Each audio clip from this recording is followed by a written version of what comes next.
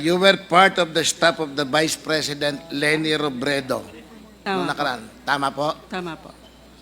And under VP Robredo, you were, of course, involved in the preparation of the budget of the OBP for the fiscal year 2022. Yan po yung bago mag-eleksyon. Tama po? Tama po. As part of the finance accounting, you are aware of the contents of the budget of the OBP. Tama?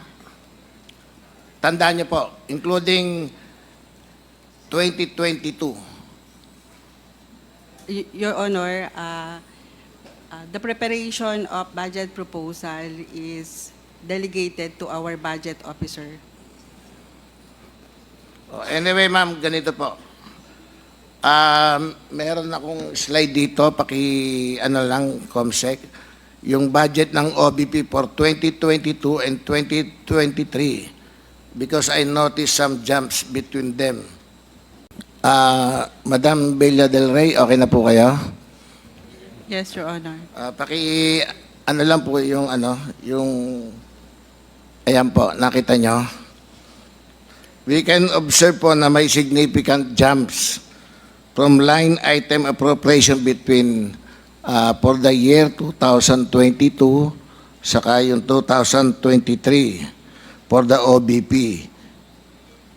Of course, yung 2023, prepared na po yan ng present BP natin.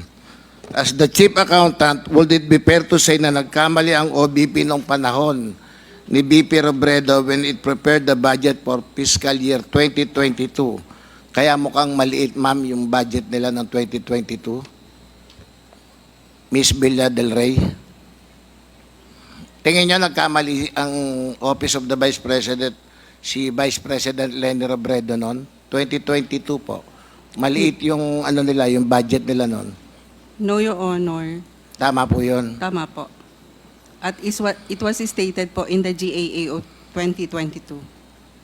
So, could you help us understand why the budget of the EBP for the year 2023 is significantly higher?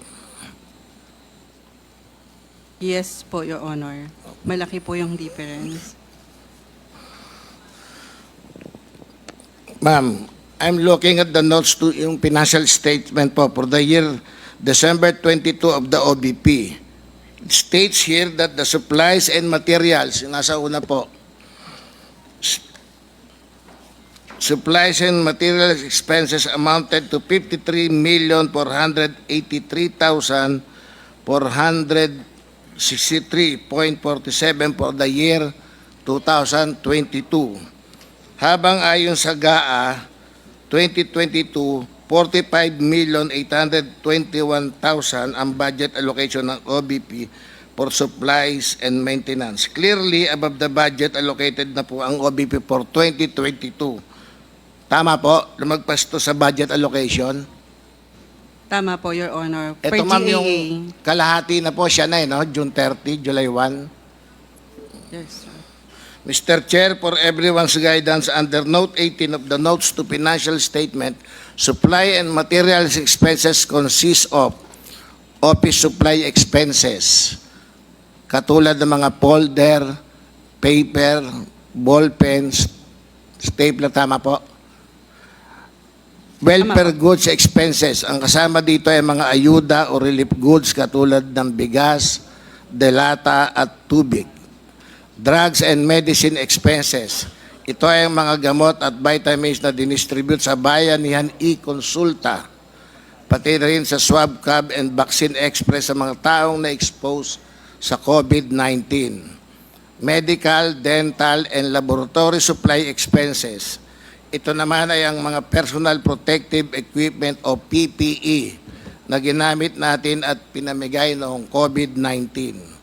Semi-expendable machinery and equipment expenses and other supplies and material expenses. Tayo po ay pumunta sa allocation ng OBP under the General Appropriation Act nakalagay sa GAA for 2022 na ang budget na nakalaan for supply and materials expenses for the year 2022 ay nasa halagang 45,821,000. Asan na yung slides? 45,821,000. Tama po? Ma'am? Wala po yung slides. Nawala ulit.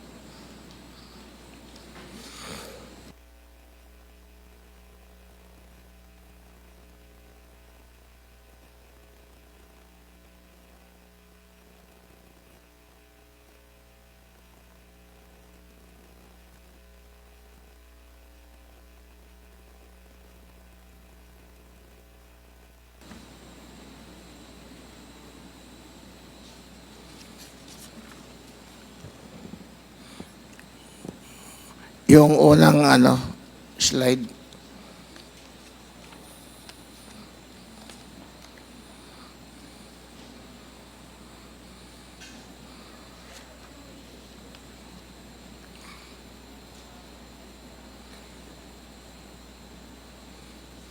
Yan po.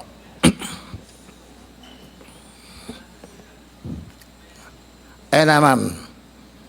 Yung 45,821,000. Para saan po itong supplies and materials expenses? Saan po ito ginamit o gagamitin? Your Honor, for supplies and material expenses for 2022, 2022. yes, Opo. partly po, half for BP Lenny and half for BP Yes, Sara. Mostly supplies and materials of the office, welfare goods, medicines, fuel. Yan po yung binanggit ko kanina, in-itemize ko halos. Yes, Your Honor.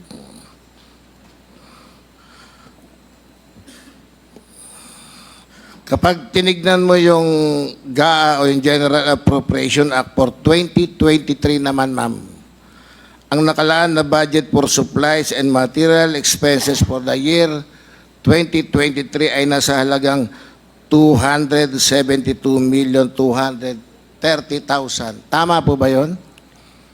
Tama po, Your Honor. Ibig sabihin, tumaas ng approximately 494%, halos 500% po ang pondo na inallocate para sa naturang supplies and material expenses. Tama po? Tama po. Almost 5 times more money was allocated for the same expenses. Bakit tumaas ang halaga ng supplies and materials expenses for the year 2023? Ma'am, can you please give us an explanation to this item? Sir, can I endorse it to our budget officer for the explanation of the 2023 GAA? Mr. Chair,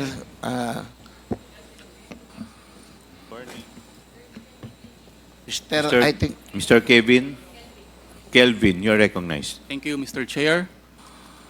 Mr. Chair, before I respond to the question, can I just read my opening statement supposedly? Kaso hindi ko na lang po na-submit prior to the hearing today. This is very short lang po. Did you submit your opening statement? No, sir. No, Mr. But under Chair. our rules, it's supposed to be we should receive it 48 hours Okay, before the... I will proceed to answering the question. Yes, please answer na lang po. Yes, that is correct that the budget of OVP for 2022 under supplies and materials is 45,821,000. And in 2023, it increased to 272,230,000. That is because during the budget legislation period or until such time na magkaroon ng BICAM, nagkaroon po kami ng coordination with I think with DBM to request for additional funding since yung 2023 po is the full year service of the new Vice President. So, yung breakdown po nung additional po for 2023 which is equivalent to 227.8 million relates to relief goods amounting to 120 million, school supplies 60 million, reproductive health items 30 million. Supplies for the contract of service personnel, 12.5 million. Fuel, petroleum for the satellite offices, 1.8 million. And additional po doon sa aming existing fleet, equivalent to 3.5 million. That- So, I mean, noong 2022,